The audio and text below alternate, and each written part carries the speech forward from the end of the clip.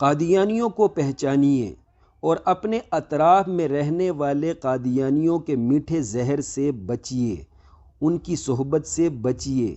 دنیا کے سب سے بڑے مذہبی دھوکے باز لوگ قادیانی لوگ ہیں۔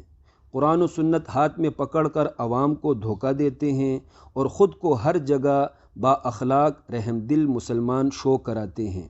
یہ آڈیو اس لیے بنا رہا ہوں کہ ہمارے مسلمان لڑکیوں کے ساتھ کئی بار ایسے ہوا ہے کہ شادی کے کچھ عرصہ گزرنے کے بعد لڑکی والوں کو پتہ چلتا ہے کہ لڑکا قادیانی تھا۔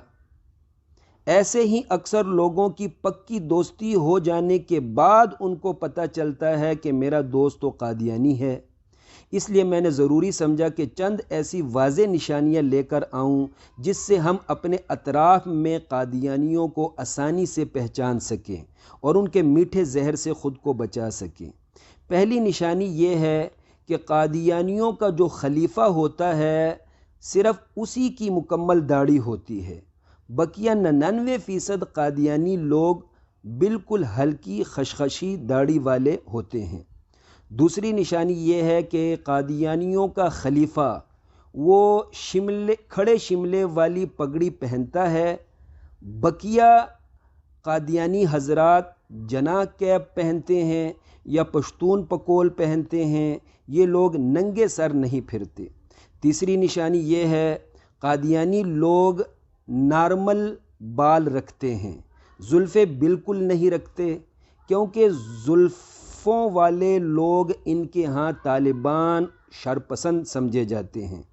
چوتھی نشانی یہ ہے قادیانی لوگ اپنی انگوٹھی پر الیس اللہ بکاف عبدہ لکھاتے ہیں اور اسے مرزا غلام احمد کی سنت سمجھتے ہیں۔ پانچویں نشانی کا تعلق قادیانی عورتوں سے ہے۔